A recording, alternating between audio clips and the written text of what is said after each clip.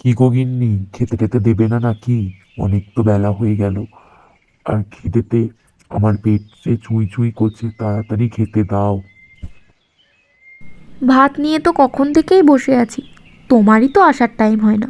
যাও, গিয়ে লিলিকেও ডেকে আনো, ও তো খাবে। মেয়েটা কখন থেকে ঘরে বসে আছে। আমি আর যাচ্ছি না, তুমি গিয়েই ডেকে আনো। যাও, আমি এখানে বসছি। আহা, আমাকে কেন যেতে বলছো? তুমি তো সবটা জানো, জেনে শুনেও আমাকে কেন পাঠাচ্ছ? যাও না লক্ষ্মীটি, তুমি গিয়ে ডেকে আনো। আহা, তুমিই যাও না, গিয়ে ডেকে আনো। কিচ্ছু হবে না, যাও। আস্তে আস্তে সব ঠিক হয়ে যাবে। লিলি, চল খেতে। দুপুর হয়ে গেল, তো দাদা ওদিকে বসে আছে। আর কতক্ষণ ভাত বেড়ে বসে থাকবো? চল, আমরা তিনজনে মিলে তাড়াতাড়ি খেয়ে নিই। উফ, তুমি আবার আমাকে বিরক্ত করতে চলে এসছো। তুমি জানো না আমার এখন খিদে নেই। তুমি যাও এখন এখান থেকে। আমার ঠিক যখন সময় হবে আমি তখন খেয়ে নেব। আমাকে বিরক্ত করো না, আমাকে আমার মতো ছেড়ে দাও। কি বলিস লিলি? বেলা গড়িয়ে যাচ্ছে, তোকে ছাড়া আমরা কিভাবে দুজন খেয়ে নিই?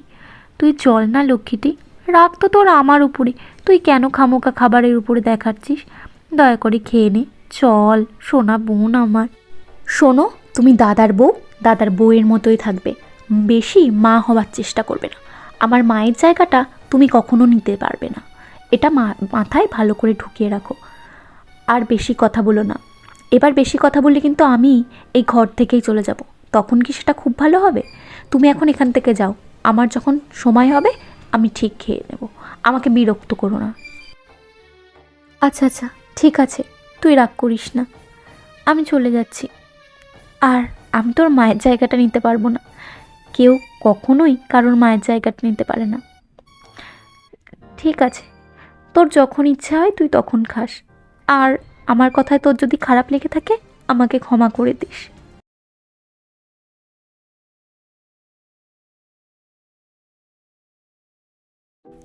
তোমাকে একটা কথা বলার ছিল। তুমি আমাকে বিয়ে না করলেই পারতে।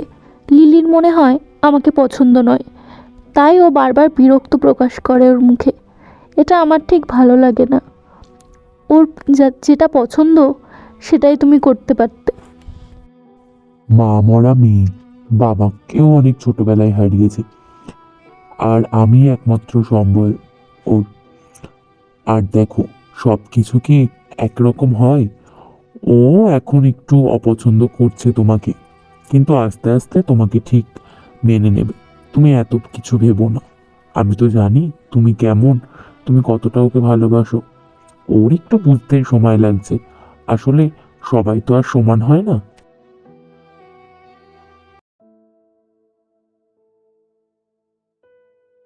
এ কি লিলি, তুই একা একা রান্না করে খাচ্ছিস কেন? আমাকে বলতে পারতিস, আমি কিছু একটা বানিয়ে দিতাম ভালো মন্দ। আর একা একাই হাত পুড়িয়ে খাবার মানেটা কি? আমি তো আছি নাকি? অত চিন্তা করার কি আছে? দেখো, তোমাকে আগেও বলেছি, এখনও বলছি, তুমি সব ব্যাপারে নাক গলাতে এসো না। আমার ইচ্ছা করছে, আমি রান্না করছি। কেন সব কিছু কি তোমাকে কৈফিয়ত দিয়ে করতে হবে? এটা কি ভেবেছো তোমার বাড়ি? তোমার যেমন বাড়ি এটা আমারও তেমন বাড়ি। তাই আমি যখন যা খুশি তাই করব। তুমি আমার কোনো ব্যাপারে কথা বলবে না, বুঝেছো? আর যদি এর পরেও কথা বলার চেষ্টা করো আমি কিন্তু বাড়ি ছেড়ে চলে যাব, তখন বুঝতে পারবে।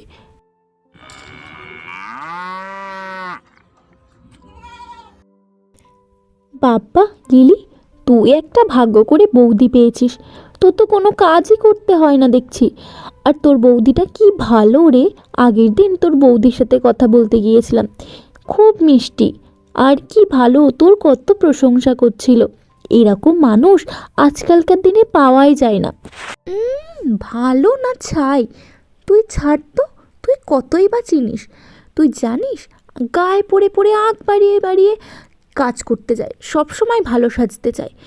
ও ভাবছে আমি মাকে হারিয়েছি, আমার মায়ের জায়গাটা ওকে দিয়ে দেব। ও কিভাবে ভাবে আমি সেটা বুঝে পাই না। আমার মোটে পছন্দ হয় না এরকম লোক দেখিয়ে কাজ আর আদিক্ষেতা। থাকো না ভাই, তুমি বৌদি বৌদির মতো। কেন খামোখা আঁক বাড়িয়ে কথা বলতে বা কাজ করতে আসো? আমার মোটেও পছন্দ নয়। তুই থাম তো, তুই তুই একটু বেশি বেশিই বলছিস। এরকম মানুষ আজকালকার দিনে দেখা যায় না। তুই একটু মানিয়ে গুছিয়ে নিতে পারিস, সব সময় মানুষের খারাপ দিকটা তুলে ধরতে নেই। ঠিক আছে ঠিক আছে, থাম। তোর কাছে ভালো, আমার কাছে খারাপ, তাই নয় সই। ঠিক আছে রে, আজকে চলি। শুনেছি নাকি বৌদির এক কোন পিসি আসবে। যাই গিয়ে দেখি এসেছে কিনা। ও মনি, দেখ আমি এসেছি। কতদিন তোরে দেখিনি। নে নে, ব্যাগপত্র নিয়ে এবার ঘরে তোল দেখি। ও মা, পিসি, তুমি কতদিন পরে এসেছো। এসো পিসি, এসো, ঘরে এসো, একটু বসো, বসে বিশ্রাম নাও। তার জামাই বাবা জীবন কেমন আছে? ভালো আছে নিশ্চয়ই। আর তোর একখান ননদ আছে শুনেছি, তা ওর বিয়েতে কবে দিবি? বয়স তো ভালোই হয়েছে, নাকি তোদের ঘাড়ে বসেই খাবে? ও যদি তোদের ঘাড়ে বসে খায় তাহলে তো তোর বাপু অনেক কষ্ট আছে। ওই দেড়ে মেয়ে যদি বসে বসে খায় তাহলে তো তোরা জীবনেও সংসার গোছাতে পারবি না। লিলি পুকুর পাড় থেকে যখন বাড়ি ফিরল, সে ঘরের বাইরে থেকে পিসিমার কথাগুলি শুনতে পেল এবং মনে মনে খুবই কষ্ট পেল। আমি ঠিকই ধরেছিলাম, বৌদি আমাকে একটা সংসারের বোঝা মনে করে, তাই সে তার পিসির সাথেও আমার সম্পর্কে এইসব কুমন্তব্য করতে একবারও বাধল না। আমি আর এই বাড়িতেই থাকবো না, এখান থেকে অনেকটা দূরে চলে যাব। দাদা, তুই ভালো থাকিস বৌদির সাথে।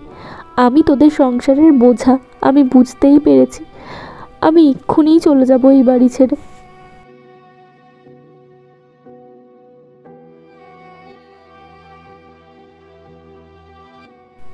আমি বলি কি, ওই দেড়ে আদামরা মেয়ের বিয়ে দিয়ে দে, তাহলে তোরা সংসারে উন্নতি করতে পারবি। আমার কাছে একটা ছেলের খবর আছে, যদিও একটু বয়স বেশি, বউটা মরেছে, তাও অনেক সম্পত্তি। এরকম একটা ছেলে দেখে বিয়ে দিয়ে দে, তোরাও শান্তি পাবি, মেয়েটাও বাঁচবে।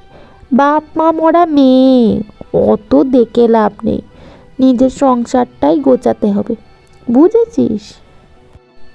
পিসি, তুমি এ সমস্ত কি কথা বলছো?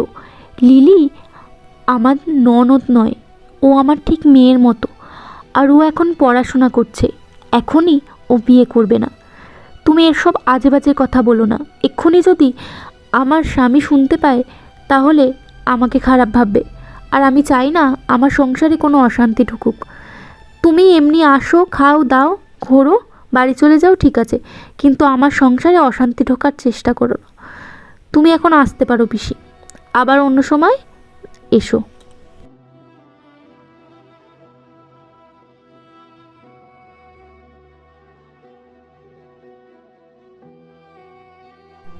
এ কি, তুমি এই ভর সন্ধেবেলায় এখানে বসে আছো কেন? মুখ ভার করে, কিছু কি হয়েছে নাকি? দেখো না, এতটা সন্ধে হয়ে গেল, লিলি এখনো বাড়ি ফিরল না। ও তো রোজই বিকেলের আগেই বাড়ি ঢুকে পড়ে, আজকে কেন ঢুকলো না?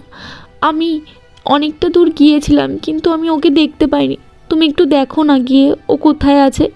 আমার খুবই চিন্তা হচ্ছে, এই রাত দুপুরে মেয়েটা কোথায় গেল, আমি তো কিছুই বুঝতে পারছি না। কি বলছো কি? এই সন্ধেবেলায় এখনো লিলি বাড়ি ঢোকেনি? কোথায় গেল মেয়েটা? আচ্ছা ঠিক আছে ঠিক আছে, তুমি অত চিন্তা করো না, আমি দেখছি কোথায় গেছে। যাও, তুমি ঘরে গিয়ে বসো। সারা গ্রাম ঘুরে লিলির দাদা অবশেষে লিলিকে খুঁজে পেল দিঘির ধারে। ওই তো লিলি, ও এখানে বসে বসে কি করছে? যাই, ওর কাছে যাই। কি হয়েছে বোন, তুই খাটে একা একা বসে আছিস কেন? কি হয়েছে আমাকে বল, কোনো কি সমস্যা হয়েছে? খুলে বল আমাকে। সমস্যা? সমস্যা তো আমি রে দাদা। তোরা আমার জন্য খুবই সমস্যায় পড়ে গেছিস বল। আমি তো এখন বোঝা হয়ে গেছি তোদের কাছে, তাই আমি ঠিক করেছি আমি আর বাড়ি ফিরবো না। তোরা দুজনে সুখে শান্তিতে ঘর সংসার কর আর আমাকে ভুলে যা। আমি নিজের মতন নিজে ঠিক গুছিয়ে নেব, আমার কথা তোদেরকে ভাবতে হবে না। কি পাগলের মতো কথা বলছিস? তুই এখানে বসে বসে কাঁদছিস, ওদিকে তোর বৌদি তো পাগল হয়ে যাচ্ছে তোর কথা ভেবে ভেবে। চল ঘরে চল, আর মনে দুঃখ করিস না। জানি মায়ের জন্য তোর কষ্ট হয়, কিছু করার নেই, তবে আমরা আছি তো, তোর কোনো চিন্তা হবে না। থাক, তোর বউয়ের কথা আর নাই বা বললি। তোর বউ আমার জন্য দুঃখ করছে, এটা তো আমার বিশ্বাসই হয় না। তোর বউই তো সব থেকে বড় বোঝা মনে করে আমাকে। তাই তো আজকে অনেক কথাই শুনলো কিন্তু কোনো প্রতিবাদ করলো না। এটাই আমার আফসোস। এদিকে বাইরে বাইরে আমাকে খুবই ভালোবাসা দেখায়। কি বলছিস কি? তুই কি পাগল হয়ে গেছিস? তুই জানিস তোর এই পেছনে তোর বৌদির কত বড় অবদান আছে? সে নিজের সমস্ত গয়না বন্ধক দিয়ে তোকে পড়াশোনা শেখানোর জন্য আমাকে জোর করেছিল। আমার কাছে কোনো টাকা ছিল না, কিন্তু কতজন মানুষই বা এরকম করে। তুই তাকে ভুল বুঝছিস, এটা আমি কোনোদিনও মানবো না। কি বলছিস কি দাদা? বৌদি সব গয়না বন্ধক দিয়েছে আমার জন্য?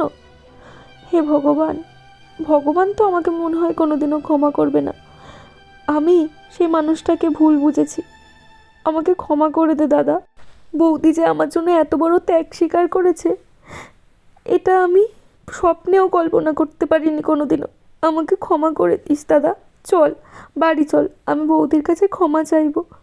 আমি ভুল করেছি, অনেক বড় ভুল করেছি। আর তুই যে পিসিমার পুরো কথাটা না শুনে চলে এসেছিস, সেটা তোর আরো বড় ভুল। তারপরে তোর বৌদি যে প্রতিবাদ করে সেই পিসিমাকে বাড়ি পাঠিয়ে দিয়েছে, সেটা তুই না জেনেই চলে এসেছিস। এটা আরো বড় ভুল করেছিস। ঠিক আছে, যা হওয়ার হয়ে গেছে, তুই নিজের ভুল বুঝতে পেরেছিস, এতেই আমি খুশি। চল বাড়ি চল, তোর বৌদি তোর জন্য অপেক্ষা করছে।